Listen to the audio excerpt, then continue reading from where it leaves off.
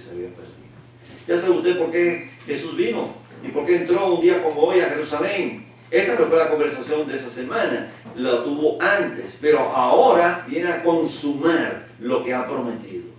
La alfombra roja está tendida, el camino está abierto y la puerta esperando que quieras pasar por ella. Ese es el Señor, del cual usted y yo hemos tomado la bendición de la salvación por creer en Él y aceptarle como Salvador. Involucra muchas cosas ahí. Imagínenselo bien usted. En 2 de Pedro capítulo 3, verso 19, encontramos lo que también Pedro, uno de aquellos que acompañaba a Jesús, uno de aquellos sin nombre, uno de aquellos que no tenían posesión ninguna, ni posesión alguna que fuese significativa, un pescador que tenía que ir a vender sus peces allí, para después ir y comprar alimentos y comprar y pagar las demás cosas que tenía que pagar en su casa, con su familia. Ya sabemos que era casado porque tenía una suegra. Por lo tanto, tenía relación con una familia y quién sabe tenía hijos, la Biblia no lo enseña, pero lo cierto es que tenía un hogar y tenía responsabilidades sociales y estaba dispuesto a hacerlo, a cubrirlo con su trabajo honesto de hombre que había sido enseñado en que esto es importante y que hay que hacerlo. Pero no había tenido una experiencia tan valiosa como la de tener a un mentor tan especial durante 3 años y medio, enseñándole y mostrándole el camino. La alfombra roja, la puerta y la fuente de la salvación. Y dice Pedro, después de la muerte de Jesús y de su resurrección, después que la iglesia va creciendo y tomando forma con el poder del Espíritu Santo, el cuerpo de Cristo va tomando forma con el cuerpo y la vida de cada uno de los nuevos creyentes, y el Espíritu Santo está trabajando, y comienza el testimonio, y comienza la obra evangelística, y comienza la persecución, y comienza todo el dolor que tuvieron que sufrir aquellos hombres y mujeres por el testimonio y la fidelidad de aquel Jesús que murió y que entró primero a Jerusalén un día como hoy, fue crucificado después y resucitó, dice Pedro, escribiendo una carta. Mire a dónde llegó Pedro, a escribir cartas, a escribir 2 cartas, a ser el pastor principal de la iglesia en Jerusalén, junto con Jacobo, el hermano de Jesús. Qué importante llegó a ser Pedro ante los ojos de Dios. Qué valioso para nosotros el hombre sin cultura y que escribe: el Señor no retarda su promesa. Como algunos la tienen por tardanza, según algunos la tienen por tardanza, sino que es paciente para con nosotros, no queriendo que ninguno perezca, sino que todos procedan al arrepentimiento. El grande amor de Dios, expresado de esa manera maravillosa. Son pasajes que no están pasados por ahí, Enrique, así que por eso que no están apareciendo.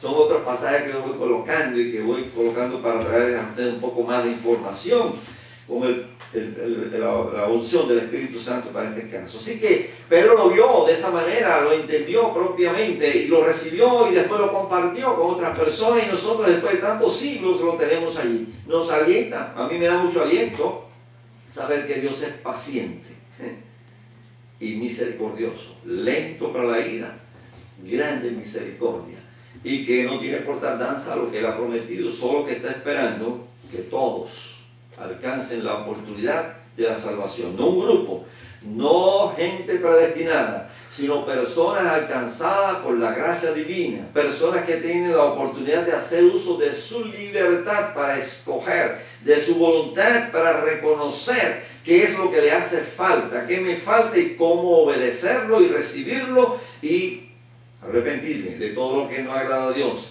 y darle la oportunidad al Espíritu Santo para que haga de nosotros el nuevo hombre, la nueva mujer. En Efesios capítulo 1, verso 7, Pablo, otro intérprete del amor de Dios y del poder de Dios y de la enseñanza de Jesucristo, ya no solo por ser un hombre erudito, sino por lo que él mismo había experimentado y conocía en carne propia, escribe a los hermanos de Éfeso en el capítulo 1, verso 7, en quien tenemos, hablando de Jesús, redención, libertad, redención, redimir, es libertad, en quien tenemos libertad por su sangre, el perdón de pecados según las riquezas de su gracia. Jesús vino para eso entró en Jerusalén, para eso vino, para eso entró allí, y la gente pues se gozó de ver que entraba a alguien como Jesús, que había dicho tantas cosas hermosas, que había realizado tantos milagros y que tenía tal poder de cambiar las situaciones y que tenía una respuesta inteligente y sabia para los doctores de la ley y descubrirles sus maldades y sus pecados y sus desobediencias y sus deslealtades a Dios y mostrarles algo nuevo y diferente. Ahí viene el Señor, el Maestro, el Rey. Y así lo recibieron. Lo recibieron con las hojas de palma. Lo recibieron colocando ahí mantos. Como hacían a los reyes que entraban a las ciudades para conquistar. Dijeron, ahora vamos a ser libres. No espiritualmente. Ahora vamos a ser libres de Roma, el imperio.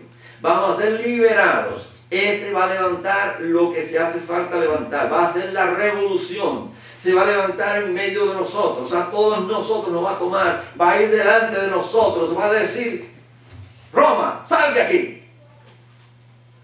Y vamos a ser libres. Y cada uno va a tener gozo debajo de su higuera y va a disfrutar también del cultivo de sus labores y de la leche de su manada. Eso está allá en las profecías. Y eso es lo que ellos esperaban. Pero Jesús ni tenía un asno propio, pidió uno prestado, ni tenía la intención de levantar una revolución militar. Solamente quería sacrificar su vida en liberación de la humanidad. Eso es lo que mucha gente no entiende, que así sea, pero es por gracia y es por fe. Y usted y yo que lo recibimos, nos damos gozosos, nos sentimos gozosos por ello, agradecidos al Señor. Ya tenemos la primera respuesta a la primera pregunta. La segunda es por qué Jesús pagó con misericordia y perdón a sus desagradecidos conciudadanos que le despreciaron. ¿Por qué lo hizo?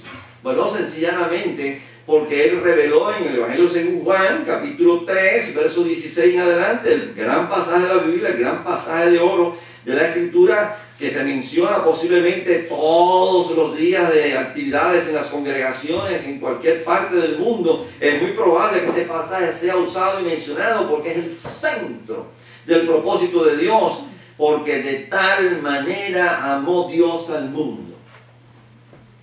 Amor.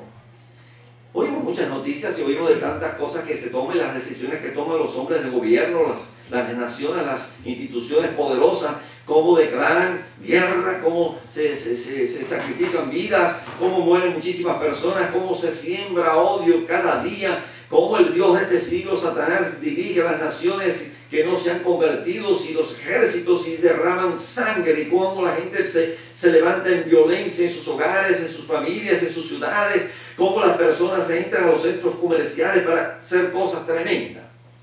Bueno, anoche nosotros, Celeste y yo, tuvimos que ir a Walmart, esa es mi tienda, y fuimos a buscar algo. Pero cuando llegamos allí nos encontramos que habían 5 carros patrulleros en una de las puertas. Ya usted sabe, ¿no? Esta es la lucecita de ellos. Se distingue. ¿Qué habrá pasado? Por aquí no se puede entrar. Por la otra puerta vamos. Pero seguía la tienda en su función, ¿verdad? Seguía entrando y saliendo personas por allá. Le pregunto a una persona que está atendiendo allí y le dije, ¿qué ocurrió? Y está cerca de la puerta y dice, ¿qué cosa? Aquí ocurrió algo. Hay 5 patrulleros allá afuera. Y dice, yo no sé. Esa no sabía nada. Totalmente despistada. Así que viviendo allí no sabía nada. Si ve el video después dice, mira lo que está diciendo. No, bueno, pues está despistada totalmente. Claro, no estaba para darme informe aquí de eso. Tampoco. Así que no se sienta mal si está viendo el video. Pero le preguntamos a otra y dice, oh sí, una señora se llevaron de aquí. Yo no sé qué estaba haciendo la señora. Nosotros lo vimos. Es decir, que cuando llegamos, llegan saliendo los patrulleros y primero se llevaba a la persona sentada en el asiento de atrás. Parecía que era la reina porque llevaba chofer particular. Pero y contado con un grupo de personas más atrás que ustedes saben quiénes eran los demás que iban con sus lucecitas también. ¿Por qué? No hace mucho también fuimos allí y nos encontramos otro igual que la iban sacando en ese momento, otra persona, y allá se la llevaban esposada cuando la vimos. Aquella pues, seguramente iba igual. Pero se da cuenta, ¿qué ocurre en el mundo? ¿Por qué las personas trabajan y obran de esa manera? Hay un total desequilibrio en las emociones, en sus temperamentos, en sus valores, en todo lo que es el ser humano. El diablo sabe cómo molestar y sabe cómo tratar a los seres humanos para lograr sus objetivos. Pero Dios trabaja de una manera diferente, por amor. Mas Dios muestra su amor para con nosotros, dijo Pablo, que siendo un pecador, Cristo murió por nosotros. Y Juan recoge las palabras de Jesús, porque de tal manera amó Dios al mundo, que ha dado a su único Hijo, para que todo aquel que en Él cree no se pierda, mas tenga vida eterna. Porque no envió Dios a su Hijo al mundo a entrar un día como hoy a Jerusalén, en sus últimas semanas, para condenar al mundo, sino para que el mundo sea salvo por Él. Porque el Padre Celestial que lo envió a que entrara en Jerusalén en esa última semana había preparado una cruz para exhibirlo públicamente, para que todo aquel que en Él cree no se pierda, mas tenga vida eterna. ¿Por qué razón? Dice, para que en Él cree no se pierda, sino que ha sido perdonado y pueda ser salvo por la fe en el Hijo Jesús. Allí en la cruz había un personaje junto a Jesús. Y ustedes saben la historia, dos malhechones, dos personas que la sociedad no los quería. Uno que debía quizás estar ahí, le dieron la libertad a cambio de Jesús, Barrabás. Pero pusieron dos. Ellos entre ellos dialogaron en medio del dolor y el retorcimiento de la crucifixión. Uno maldecía a todos, maldecía a los que le habían crucificado, maldecían a todas que estaban ahí, personas que estaban mirando aquel acto. Muchas personas les interesa ver a la gente sufrir. Yo no sé cómo las personas que son condenadas a muertes aún en este país, que hay tantas posibilidades, pues son llevadas a esas cámaras, ya sea para una inyección letal o para cualquier otra cosa. Hay cristales allí y acá están todas las personas que son testigos de que se ejecutó. No lo escondieron ni lo pusieron en un subterráneo para que se vaya por otro lugar, no lo ejecutaron. Yo soy testigo de que lo mataron, yo vi todo lo que pasó. Yo no sé cómo los seres humanos tienen capacidad para hacer eso. No es una película que uno, aun cuando llore y se conmueve un poco después, al final uno mismo dice, pero si esto es una película, no le pasó nada. Ese es el artista que vi ayer por la tarde en la televisión hablando de otra cosa. ¿Cómo? Sí. Pero allí no es un artista, allí es un ser humano que está muriendo. Estos dos están allí, uno y el otro, sufriendo por sus necesidades, y uno le está diciendo al otro, estamos sufriendo lo que merecemos nosotros, pero este justo no hizo nada. Señor, acuérdate de mí cuando vengas en tu reino. Hoy estarás conmigo en el paraíso.